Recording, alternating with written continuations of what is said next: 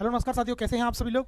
और चलते हैं आज अपनी जो है इसको जो है कराते हैं। आज यहाँ पर जो है 25 अगस्त की लास्ट शिफ्ट है, जो यहाँ की सेकंड शिफ्ट है। ठीक है, तो यहाँ पर हम केवल मैथ का सॉल्यूशन देखने वाले हैं और बेस्ट सॉल्यूशन देखने वाले हैं। ठीक है, तो यहाँ पर चलते हैं भाई। और यहाँ पर जो है क्वेश्चन मिलाना है तो मिला लीजिए। और 30 और 31 को आपका पेपर है, तो वहाँ पर जो है 30 और 31 को आपका पेपर है, तो वहाँ पर जो है आप देख लेना। ठीक है, तो यहाँ से इसी टाइप से क्वेश्चन बन रहे हैं, टाइप यही होंगे, बस संख्या और जो है चेंज हो जाएगा सवाल इसी तरह से। ठीक है, तो चलिए भाई चलते हैं। क्वेश्चन नंबर 76 से स्टार्ट है और आपके 20 क्वेश्चन रहने वाले हैं, तो इन्हें करते हैं और जल्दी जल्दी करते हैं भाई। देखो यहाँ पर क्या कह रहा है कि एक निश्चित राशि पर 2 वर्ष के लिए 5% की दर से चक्रवाती ब्याज जो है 3280 हो जाती है, तो मूल राशि कितनी है। तो मूल राशि के बारे में पूछ रहा है, ये मूलधन के बारे में पूछ रहा है। तो आपको पता है कि 2 वर्ष के लिए यहाँ पर रेट ऑफ इंटरेस्ट 5% दे रखी है, तो 2 वर्ष के लिए कितनी हो जाएगी, ये हो जाएगी आपकी 10.25%।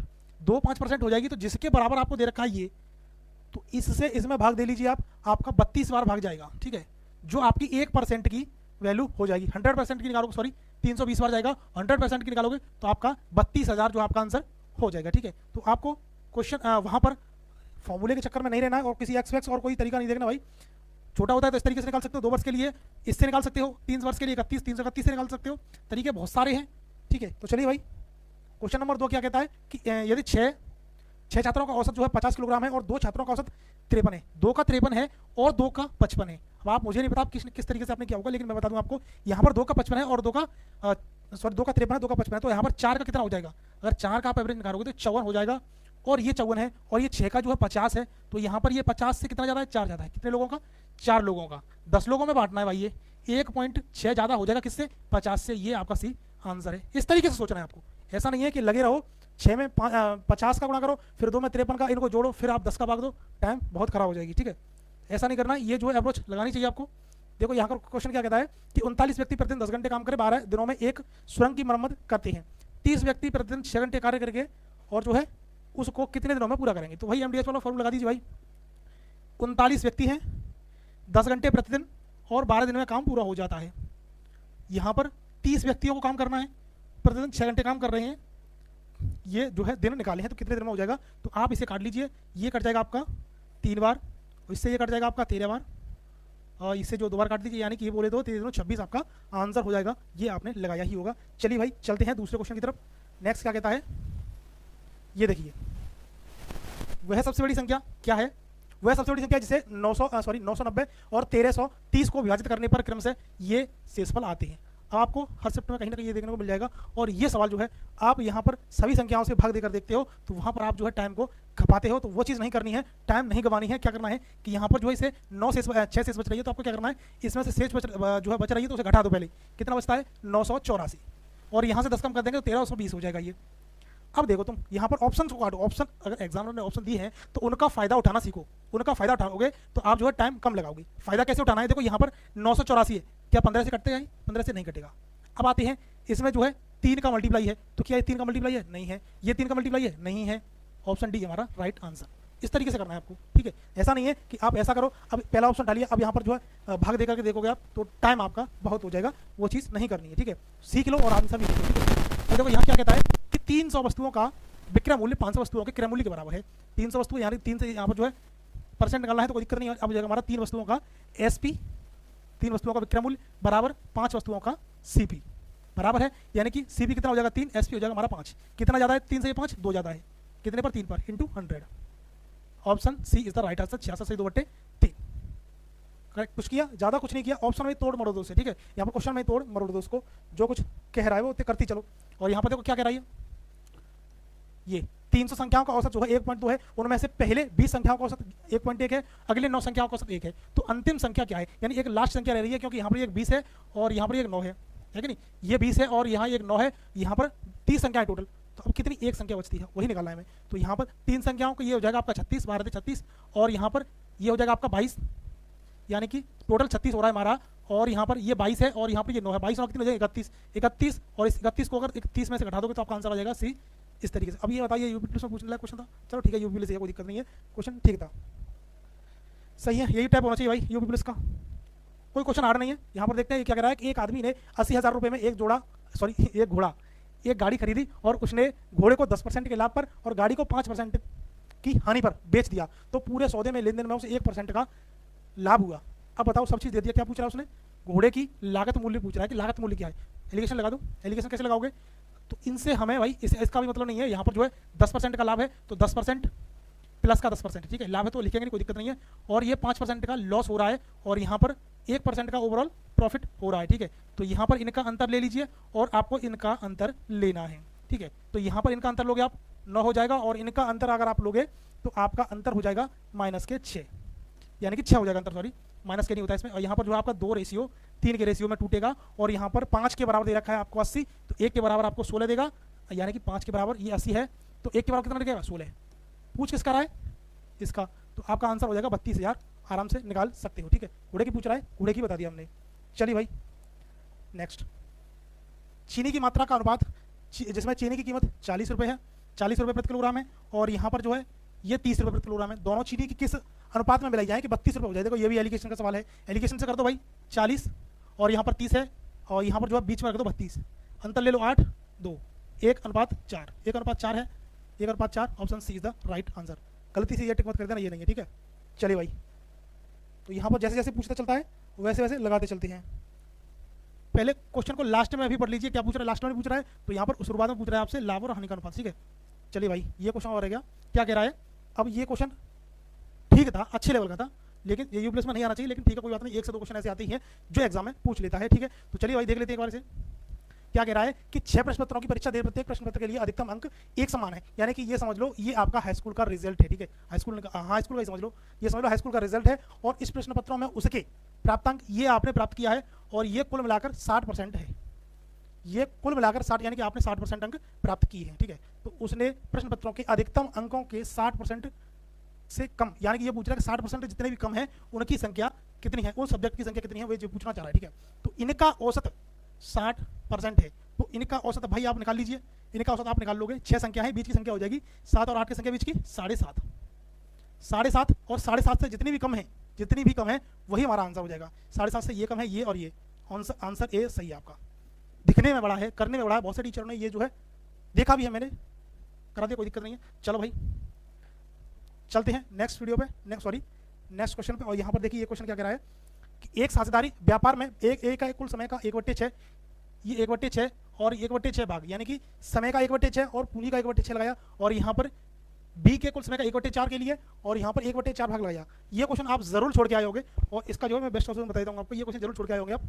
देखिए ये यहाँ पर सी शेष पूंजी को पूरे समय के लिए निवेश करता है और यहाँ पर ये टोटल दे रखा है आपका, तो बी का जो है बी का हिस्सा पूछ रहा है, तो आप आराम से कर सकते हो।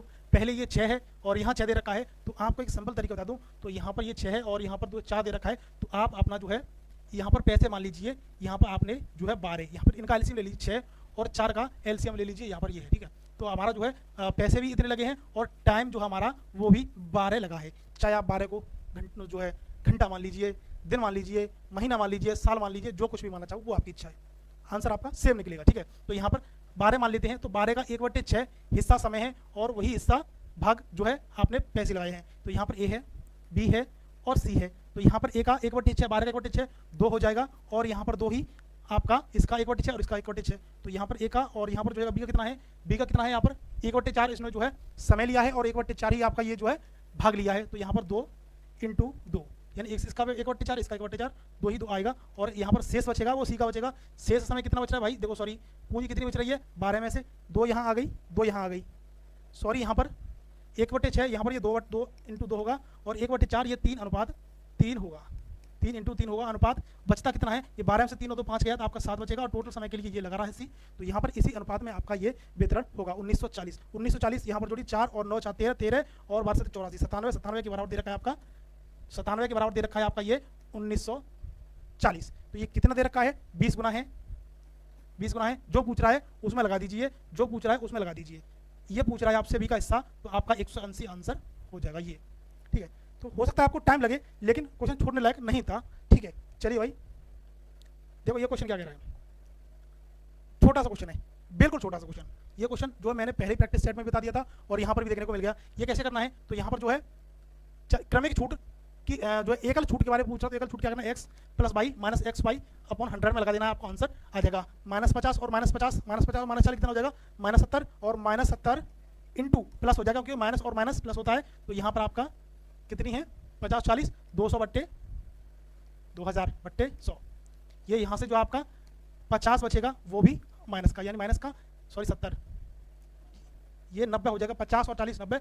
चलो यहाँ पर लिख के बता देता हूँ। यहाँ पर 50 रखोगे माइनस का, यहाँ पर 40 रखोगे माइनस का, इंटू माइनस का 50 इंटू माइनस का 40, माइनस माइनस प्लस हो जाएगा ये, ठीक है। तो यहाँ पर जो है इनको हटा दीजिए, प्लस का जो है ये रख दीजिए आप, 5 हो गए 2000 अपॉन 100। ये काट लीजिए, आपका जो है माइनस के 70 बचेगा, माइनस के 70 यानी कि 70% की छूट मिल जाएगी आपको, ठीक है। तो चलिए भाई, ये आपका आंसर क्वेश्चन नेक्स्ट है। और ये क्या कहता है कि एक कार्य को 63 दिनों में कर सकता है, यानी ए एक कार्य को 63 दिनों में कर सकता है और बी की तुलना में 40% अधिक कुशल है, तो उसी कार्य को करने के लिए बी द्वारा लिए गए दिनों की संख्या क्या है। देखो ये एक ए है, ये ए है और ये बी है। क्या कह रहा है कि जो है बी ए की तुलना में 40% अधिक कुशल है, बी ए की तुलना में 40% अधिक कुशल है, ठीक है। तो बी कुशल है, ये तो 5 ही है और ये 7 हो जाएगा। कैसे हो जाएगा? 20% फ्रैक्शन की 40% क्या होती है? 2/5 फ्रैक्शन होती है कि नहीं होती है? तो ये तो हमारा 5 है, लेकिन बी हमारा 7 हो गया है।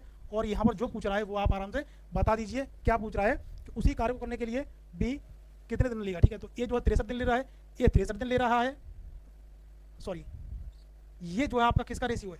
ये आपका रेशियो है कुशलता का, इफिशियंसी का। और टाइम का निकालोगे तो ये आपका ये हो जाएगा, ये हो जाएगा आपका टाइम का रेशियो। इसका उल्टा कर दोगे टाइम का रेशियो हो जाएगा, जो आप 7 की वैल्यू दे रखी है आपकी 63 है और यहाँ पर 5 की वैल्यू निकालनी है, तो यहाँ पर 9 का गुणा कर दीजिए, आपका 45 आंसर बन जाएगा। B is the right answer, ठीक है। तो चलिए भाई देखो यहाँ पर नेक्स्ट क्वेश्चन क्या कहता है कि 79.2 किलोमीटर घंटे की चाल से चल रही यह 7 सेकंड में एक खंबे को पार कर सकती है। अब एक बात बताओ मुझे, यहाँ पर एक खंबा है और ट्रेन इसे जो है पार करेगी, तो इसकी लंबाई कुछ है नहीं है, केवल क्या करेगी, ये अपनी लंबाई को, ये जो है लंबाई है केवल इसको पार करेगी। तो इसको पार करेगी तो ये जो है 7 सेकंड में पार कर देती है। चाल ये दे रखी है, तो 79.2 इसको जो है चाल को मीटर पर सेकंड में चेंज कर लो, 5/18 और 7 सेकंड में कितनी दूरी तय कर देगी, ये जो है 7 लगा दिया हमने। इसे सॉल्व कर लीजिए, ये जो है पॉइंट हट जाएगा और यहाँ पर जो है बटे में 10 आ जाएगा और यहाँ पर जो है कर लीजिए आप, जो है 18 से 4 और 4, ये जो है 5 से 2 बार कट जाएगा और इससे जो है 22 बार कटेगा, यानी कि 7 दूनी 14, 7 दूनी 14, 154 मीटर आपका आंसर बन जाएगा, ठीक है। चलिए भाई नेक्स्ट क्वेश्चन। अब देखो इस क्वेश्चन को भी आप छोड़ करके आए होंगे। देखो ये क्वेश्चन क्या कह रहा है। अब क्वेश्चन क्या कह रहा है, क्वेश्चन कुछ नहीं कह रहा है, आपको कहना है कुछ भी। यदि विक्रय मूल्य का 7% क्रय मूल्य के 8% के बराबर है, ठीक है। तो यानी कि विक्रय मूल्य के सेलिंग प्राइस का 7% बराबर क्रय मूल्य का 8% के बराबर है, ठीक है। तो यहाँ पर परसेंट से परसेंट घटी जाएगी, तो उससे हमें मतलब नहीं होना चाहिए, ये बच रहा है। अब क्या कह रहा है आगे, यदि विक्रय मूल्य का 9% क्रय मूल्य का 2 रुपये से 10 अधिक है। कुछ समझ में नहीं आया यहाँ पर, तो कुछ समझ में नहीं आया तो ये यहाँ पर जो है मिसप्रिंट हुआ है उससे कि आगे का पीछे हो गया है। 10% से 2 अधिक है तब तो ठीक था, लेकिन आपको इंग्लिश का सहारा भी लेना चाहिए, जिससे आप, एक और चीज़ मैं बता दूं आपको, एग्जाम में कभी भी हिंदी में दिक्कत लगे तो इंग्लिश को देख लेना। आप यहाँ पर जो है एग्जामिनर को जो है ठहरा नहीं सकते कि वो गलत है, क्योंकि वहाँ पर जो है केवल इंग्लिश में कोई चीज़ गलत होती है तब उसको जो है एग्जाम क्वेश्चन को सभी के लिए आपको नंबर मिलेंगे बराबर। अगर हिंदी में गलत है और इंग्लिश में सही है तो वो क्वेश्चन गलत नहीं है, ठीक है। तो देख लेना यहाँ पर जो है। अब क्या बोलता है, हमारा सीपी कितना निकल के आएगा 7, एसपी कितना हो जाएगा 8, ठीक है। तो सीपी 7 हो जाएगा, एसपी 8 हो जाएगा। तो चलिए भाई सीपी 7 एसपी 8, सीपी है एसपी है, ये 7 है ये 8 है, तो इसको छोड़कर आने वाले थे आप। देखो यहाँ पर क्या कह रहा है, विक्रय मूल्य के 9%, विक्रय मूल्य का 9% यानी इसका 9% कितना हो जाएगा भाई 7.2, इसका 9% निकालोगे तो, और यहाँ पर जो है 2 रुपये से जो यहाँ पर फिर मैं हिंदी पढ़ने लगा, देखो है कि नहीं, यानी क्रय मूल्य के 8% के बराबर है, तो विक्रय मूल्य का 9%, विक्रय मूल्य का 9% 9/72 यानी कि 0.72, और यहाँ पर जो है 10% से 2 अधिक है, इसका 10% कितना हो जाएगा, इसके 10%, इसका 10% हो जाएगा आपका 0.7 का मतलब है 0.70, 70 से कितना अधिक है 2 अधिक है, यानी कि ये जो है आपका कितना है 0.02 के बराबर 2 है, तो 1 के बराबर आपका हो जाएगा ये जो है 100 हो जाएगा, जिससे आपका आंसर इसमें लगा सकते हो। 7 में 100 का भाग दोगे, गुणा करोगे तो 700 हो जाएगा, और ये आपका 800 हो जाएगा, जो आप 700 और 800 आराम से लगा सकते हो। ऑप्शन 20 में दे रखा है, ठीक है। यानी केवल इसमें ये दे रखा था कि इसके 8% का इसके 9%, इसका 9% इसके 8% से जो है 2 अधिक है, ये बोलना चाह रहा था, लेकिन वहाँ पर दिक्कत हो गई, ठीक है।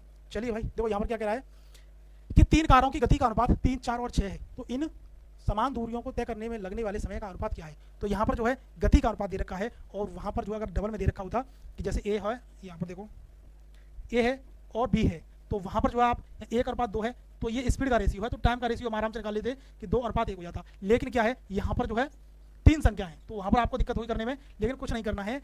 ये जो है इनका एलसीएम आप निकाल लीजिए। मैं आपको तरीका बता दूं, इनका एलसीएम कितना हो जाएगा, 12 हो जाएगा। तो उन 12 में आपको इस संख्याओं से भाग दे देना है। 3 का 12 में भाग दोगे आप 4 हो जाएगा अनुपात, 4 का 12 में भाग दोगे 3 हो जाएगा अनुपात, 6 का 12 में भाग दोगे 2, 4 3 2।